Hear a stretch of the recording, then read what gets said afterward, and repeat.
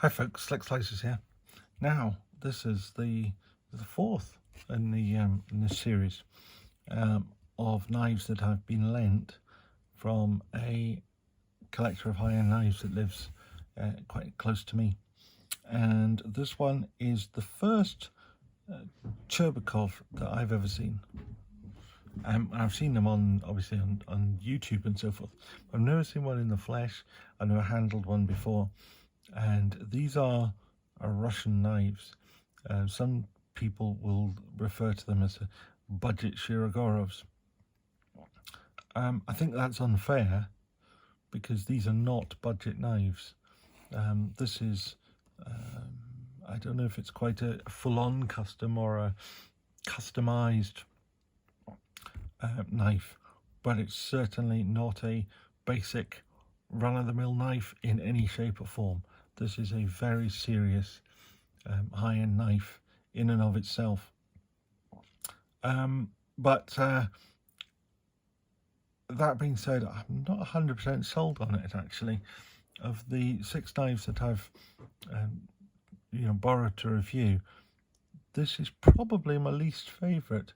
And that might sound a bit odd because, I had the fairly basic Spyderco swayback, which I liked. There's not a knife here that I haven't liked.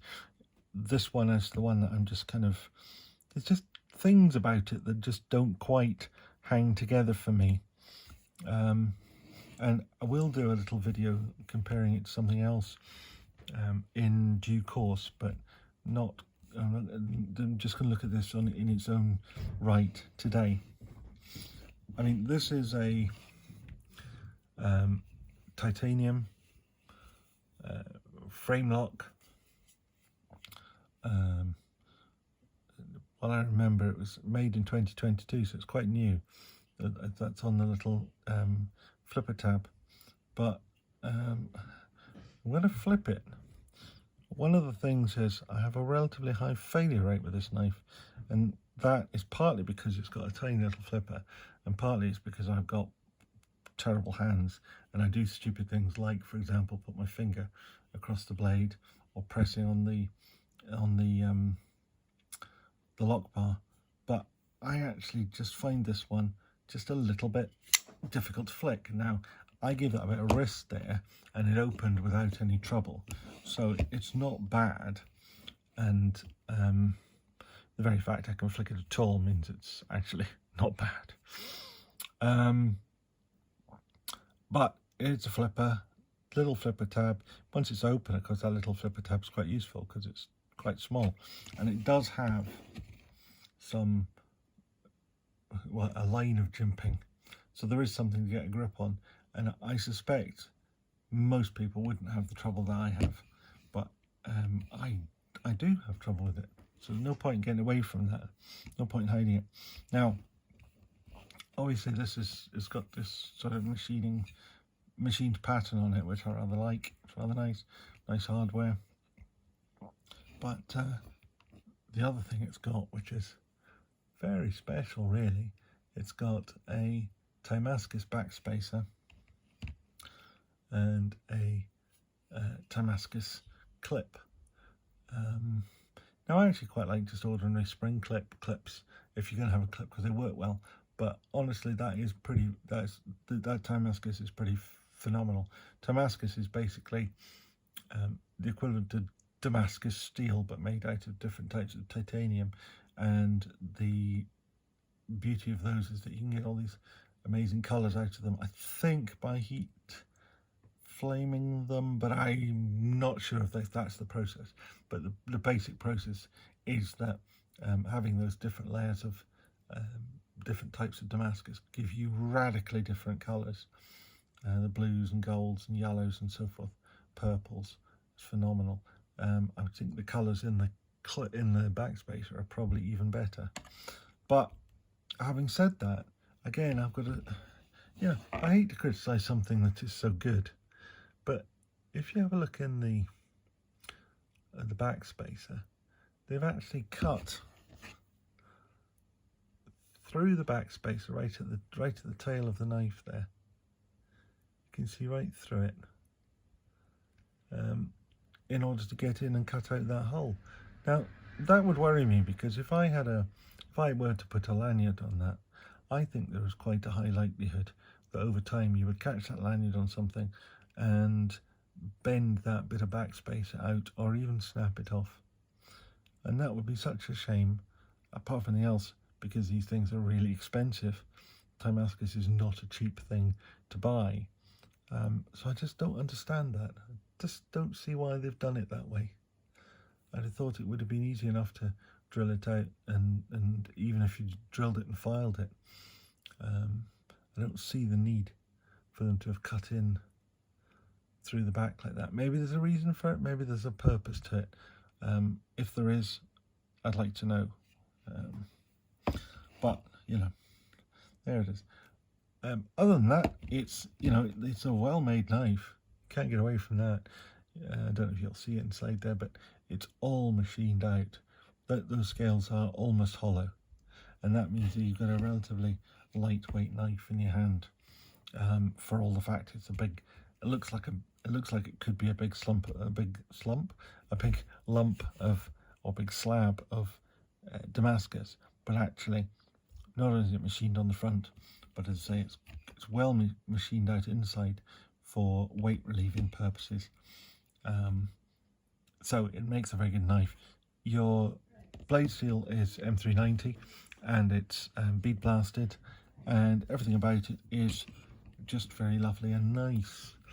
Where I think that perhaps this knife lets itself down, and not in an absolute sense but in a relative sense, is that the edges on it are all quite harsh.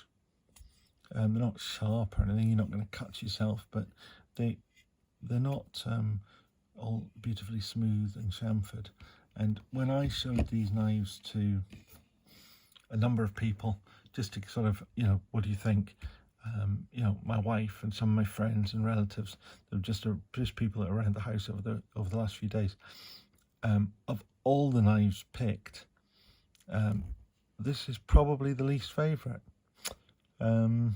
The Spyderco got a bit of a slagging because it's very plain. It's almost a utility knife, and in terms of price, it's much lower price than some of these.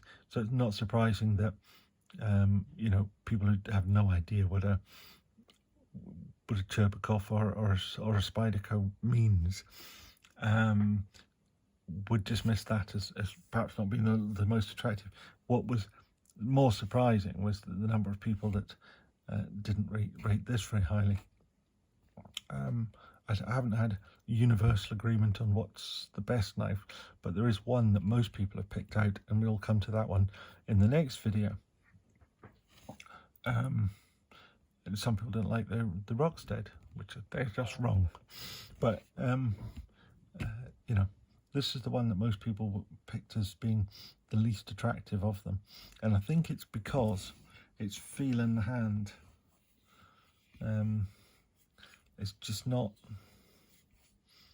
it doesn't feel that premium. That's the funny thing about it. There's nothing wrong with it, it just doesn't quite feel right. But it's a good size knife. It would be a good knife to carry. The M390 blade would work very well. It's lovely and sharp. You know, I know you can always sharpen a knife. It's not the end of the world if it doesn't come sharp. But honestly, if a knife comes from a manufacturer who's charging you a lot of money for a knife and it doesn't come sharp, then there's something wrong. But this one, no, it's very much right.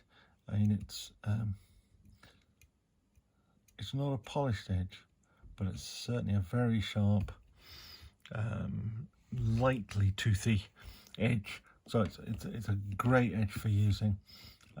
This blade finish isn't bad in terms of fingerprint holding. It has a bit of a sheen to it, and you can get greasy marks on it from your fingers, as I can just see one there.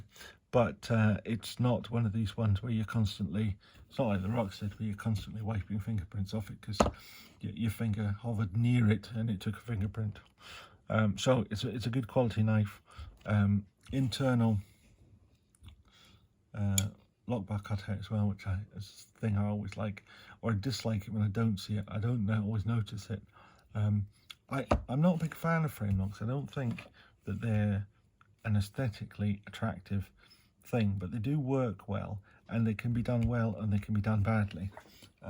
Probably the best one I've ever seen is the Rockset ones.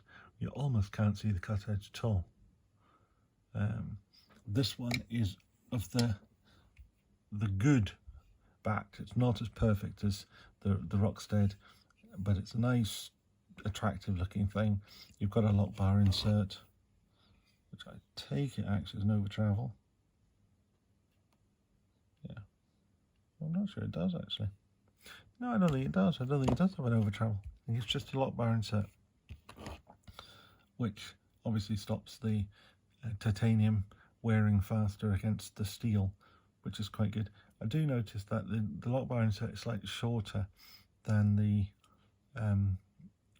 lock bar, so there will eventually come a point where the lock bar might sit against the edge of the blade. So I would have thought the lock bar insert should be slightly longer than the lock bar, or at least no shorter than the lock bar. So that's another. See, that's the thing with this knife. It's a great knife, and I would love to have one in my collection, but it niggles. It niggles because there are just little things about it that just bother me. I think I said it was 2022, didn't I? But it's actually 2021 is on the blade there, not 2022. My apologies. And there's the blade, the manufacturer's symbol on there as well. No, it's a nice knife, but it niggles. In this company, it doesn't come out well. It's, I probably would rather have my Sebenza, large Sebenza, than this. But I'd still love to have one of these, but I just don't rate it as highly as it perhaps might. But no, it's a good knife. Anyway, if you like the stuff, please give it a thumbs up, and if you want to see what's better than this, then subscribe, because the next one that comes up is has everything that's good about this knife except the Damascus, and then adds a little extra. Okay, thank you very much. Bye.